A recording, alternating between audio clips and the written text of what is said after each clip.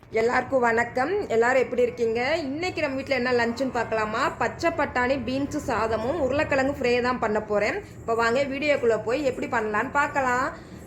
அதுக்கு பச்சை பட்டாணி சாதத்துக்கு மல்லி இலை, புதினா, பச்சை மிளகாய், இஞ்சி, பூண்டு இது எல்லாத்தையுமே பார்த்திங்கன்னா நல்லா கழுவிட்டு ஒரு மிக்சி ஜாடியில் போட்டு தண்ணி ஊற்றாமல் அரைச்சி எடுத்துக்க போகிறேன். இப்போ நான் எல்லாத்தையுமே கழுவி எடுத்தாச்சு. இதை இந்த மிக்சி ஜாடியில் ஆட் பண்ணியிருந்து தண்ணி ஊற்ற மாட்டேன், அப்படியே அரைச்சி எடுத்துக்க போகிறேன்.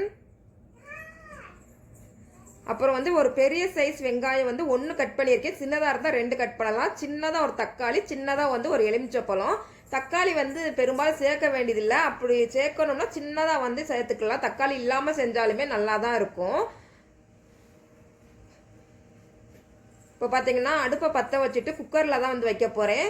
குக்கரை வச்சாச்சு. இதில் ஒரு தேவையான அளவுக்கு ஒரு 2 ஸ்பூன் அளவுக்கு எண்ணெய், நெய் சேர்த்திங்கன்னா நல்லாயிருக்கும். நெய் இல்லைனா டால்டா சேர்த்துக்கலாம். கொஞ்சம் உரப்பு கம்மியாகவும் நெய் கொஞ்சம் அதிகமாகவும் இருந்தால் குழந்தைங்க சாப்பிட்றதுனால நல்லாயிருக்கும். நான் இந்த ஸ்பூனுக்கு 1 ஸ்பூன் அளவுக்கு, பெரிய ஸ்பூனில் 1 ஸ்பூன் அளவுக்கு நெய் சேர்த்துக்கிறேன். நெய்யும் எண்ணெயும் சேர்த்து ஹீட் ஆனதுக்கப்புறம் பட்டை, கிராம்பு, சோம்பு, அப்புறம் இந்த ஜாதி பத்திரி இதெல்லாம் இருக்கு இல்லையா, இதெல்லாமே சும்மா சாஸ்திரத்துக்காக ஒவ்வொரு பீஸ் தான் போடுறேன். ரொம்ப போட்டாலுமே இந்த ஃப்ளேவர் எங்களுக்கு பிடிக்காது. அதனால் கம்மியாக தான் போடுறேன். இதில் ஒரு 2 ஏலக்காவும் ஆட் பண்ணிக்கிறேன்.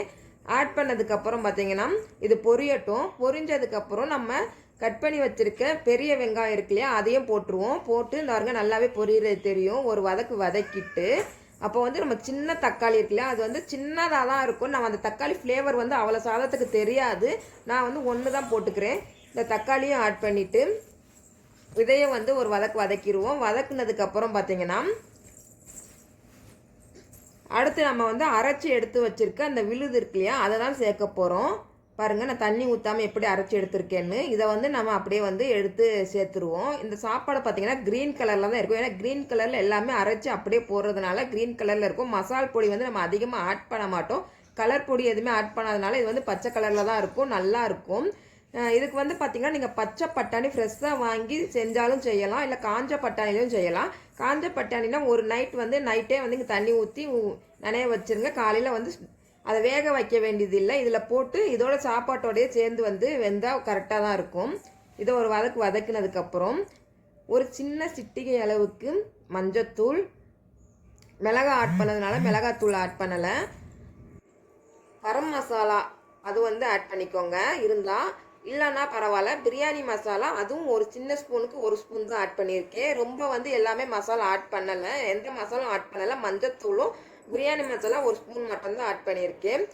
அதுக்கப்புறம் நம்ம கழுவி எடுத்து வச்சுருக்க பட்டாணியையும் பீன்ஸையும் பார்த்திங்கன்னா வடிகட்டிட்டு இதோட சேர்த்துக்க போகிறேன். நான் பச்சை பட்டாணி எடுக்கலை. இது மஞ்சள் கலரில் இருக்கும். இது நான் ஒரு நைட்டு ஃபுல்லாக ஊற வச்சு அடுத்த நாள் காலையில் தான் இதை செய்கிறேன். காஞ்ச பட்டாணி தான் இது. இதை டைரெக்டாக தான் நான் சேர்த்துக்கிறேன். இது நல்லாவே சாஃப்டாக வெந்து வந்துடும்.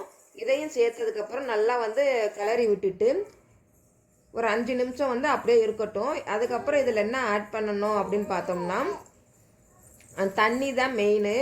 நம்ம எடுத்துருக்க அரிசிக்கும் இந்த காய்கறிக்கும் ஏற்ற அளவில் கரெக்டாக சேர்த்தோம்னா குழையாமலும் கீழே அடி பிடிக்காமலும் நல்லா கரெக்டாக வரும், உதிரியாகவும். நான் நார்மலாக சாப்பாட்டுக்கு எடுத்துக்கிற அரிசி தான் வச்சு செய்ய போகிறேன். 1 டம்ளர் அரிசிக்கு 2 டம்ளர் அளவுக்கு தண்ணி மெஷர்மெண்ட் பண்ணியிருப்பேன். நீங்கள் உங்களோட ரைஸ் எந்த அளவோ, அதாவது பிரியாணி அரிசியாக இருந்தாலும் சரி, சாப்பாட்டு அரிசியை நார்மலாக நீங்கள் எப்படி வைப்பீங்களோ அதே அளவுக்கு எடுத்துக்கோங்க. எக்ஸ்ட்ராவும் இல்லை கம்மியாகவும் எடுத்தால் தான் நமக்கு சாப்பாடு கரெக்டாக வராது. 1க்கு 2 அப்படிங்கிற அளவில் நான் தண்ணி சேர்த்துக்கிறேன். அதுக்கப்புறம் பார்த்தீங்கன்னா லெமன், சின்ன லெமனுங்கிறதுனால நான் அதை 1 லெமன் முழுசாகவே பிழிஞ்சிக்கிறேன். இது பெரிய லெமன்னா நீங்கள் 1/2 லெமன் பிழிஞ்சாலே போதும். லெமன் பிழிஞ்சு விட்டதுக்கப்புறம் இதுக்கு தேவையான அளவுக்கு உப்பு ஆட் பண்ணிக்கிறேன். உப்பு நம்ம எப்பயும் ஆட் பண்ணுற ரைஸுக்கும் அந்த காய்கறிக்கும் ஆட் பண்ணுறதை விட ஒரு பிஞ்சு நம்ம கூட ஆட் பண்ணிக்கிடுவோம். அப்போ தான் இது வெந்து வரப்போ நமக்கு கரெக்டாக இருக்கும். உப்பு கரெக்டாக இருக்கும், இல்லை சப்புன்னு இருக்கும். அதுக்கப்புறம் நம்ம ஆட் பண்ணாலும் நல்லா டேஸ்ட் இருக்காது. நான் அந்த 1 ஸ்பூனுக்கு அந்த 1 ஸ்பூன் கொஞ்சம் 1/4 ஸ்பூன் அந்த அளவுக்கு ஆட் பண்ணிக்கிறேன். ஆட் பண்ணிவிட்டு ஒரு கிளறி விட்டுட்டு இது நல்லா கொதிக்கட்டும். கொதித்ததுக்கப்புறம் நம்ம அரிசி நனைய வச்சுருக்கோம் இல்லையா, அதை கழுவி இதோட ஆட் பண்ண வேண்டியது தான். பாருங்கள், கொதிச்சிருச்சு. அரிசியை நான் கழுவிட்டு அதோட சேர்த்துடுறேன். சேர்த்துட்டு இதை வந்து நம்ம உப்பு கரெக்டாக உப்பு காரம் எல்லாம் எப்படி இருக்குன்னு செக் பண்ணிவிட்டு அதை வந்து மூடி வச்சுருவோம். மூடி வச்சு கரெக்டாக 4 விசில் அடித்தா அதுக்கப்புறம் கேஸ் போனதுக்கப்புறம் திறந்து பார்ப்போம் எப்படி இருக்குன்னு. இது வந்து ரொம்ப ஈஸியாகவே செஞ்சிடலாம். டேஸ்ட்டும் நல்லாயிருக்கும். காய்கறி பீன்ஸ் போடணும்னு அவசியம் இல்லை, பட்டாணி மட்டும் இருந்தாலே போதும். நான் வந்து என்கிட்ட பீன்ஸும் இருந்துச்சு, சரி அதையும் சேர்த்து போடுவோம் அப்படின்ட்டு போட்டேன். இப்போ அடுத்து வந்து இதுக்கு சைடிஷ் பார்த்தீங்கன்னா உருளைக்கிழங்கு ஃப்ரை தான் பண்ண போகிறேன். அதுக்கு வந்து உருளைக்கிழங்கை நீட்டமாக கட் பண்ணியிருக்கேன். நீட்டமாக கட் பண்ணிவிட்டு வாஷ் பண்ணிவிட்டு இதில் வந்து ஒரு 1/4 பிஞ்சங்க அளவுக்கு மஞ்சத்தூளும் சும்மா லைட்டாக வந்து 1/4 ஸ்பூன் அளவுக்கு உப்பும் போட்டு வேக வச்சுருக்கோம். கொஞ்சம் ஒரு அரை வேக்காடு இருந்தால் போதும். நிறைய வெந்துருச்சுன்னா நம்ம அதுக்கப்புறம் வந்து இதை மசாலா ஆட் பண்ணுறப்ப குழஞ்ச மாதிரி ஆயிரும். அதுக்கப்புறம் பொரிச்சாலுமே கொலன்னு ஆயிரும். வேக்காடுன்னு சொல்லுவாங்க இல்லையா, அந்த மாதிரி வேக்காடு வெந்தாவே போதும். ஒரு தடவை அந்த தண்ணி வந்து கொதிச்சிச்சுன்னா அதோட அமர்த்திட்டு நம்ம எடுத்து வடிச்சிடலாம். இதுக்கு வந்து மசால் பார்த்திங்கன்னா நான் ஆட் பண்ணது வந்து சிக்கன் 65 மசாலா இருக்கு இல்லையா, அது சிக்கன் 65 மசாலா, உப்பு, மிளகாய்த்தூள், மஞ்சத்தூள், அதுக்கப்புறம் பார்த்திங்கன்னா இஞ்சி பூண்டு லெமனு, இஞ்சி பூண்டு பேஸ்ட்டு, லெமனு, இவ்வளோ தான் ஆட் பண்ணியிருக்கேன். ஆட் பண்ணிட்டு லைட்டாக தண்ணி ஊற்றி இதை நல்லா வந்து பிசைஞ்சிட்டு நம்ம வந்து வேக வச்சுருக்க உருளைக்கிழங்க வடித்தாச்சு. தண்ணியெல்லாம் வடிச்சிட்டு பாருங்கள் ஆவி பறக்க இருக்குது. இதை வந்து நல்லா ஒரு கலரி எடுத்துக்கிடுவோம். இப்போ சூடாக இருக்குது, இருங்க இதை வந்து கலரிட்டு உங்களுக்கு காமிக்கிறேன். ரெடி ஆயிடுச்சு.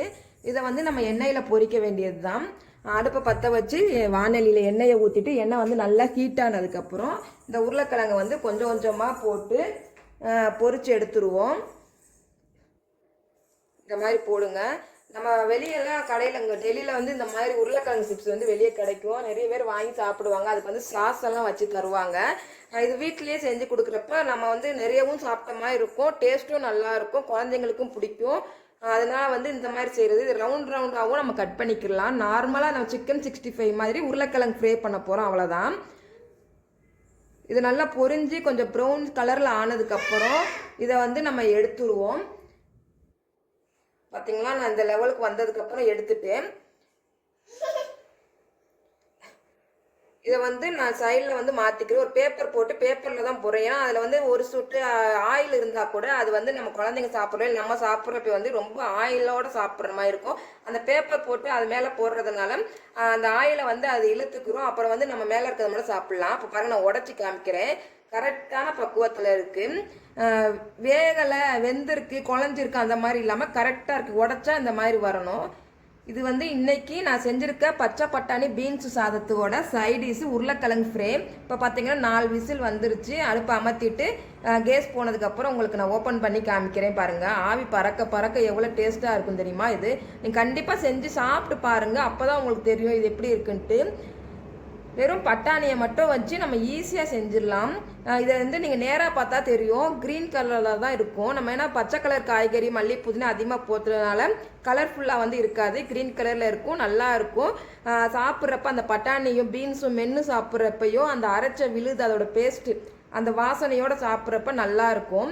நான் திரும்ப பார்த்தீங்கன்னா மூடி வச்சுட்டு, ஏன்னா எத்தனை மணி சாப்பிட்றாங்களோ அது வரைக்கும் சுட சுட இருக்கும் உள்ளேயே. நம்ம திறந்து வச்சுட்டோம்னா ஆறிடும். சைடிஷ் வந்து உருளைக்கிழங்கு ஃப்ரையும் பண்ணியாச்சு. இதுதான் இன்றைக்கி எங்கள் வீட்டில் லஞ்சு. நீங்கள் இதே மாதிரி கண்டிப்பாக செஞ்சு பார்த்துட்டு எப்படி இருக்குது அப்படிங்கிறத கமெண்டில் சொல்லுங்கள்.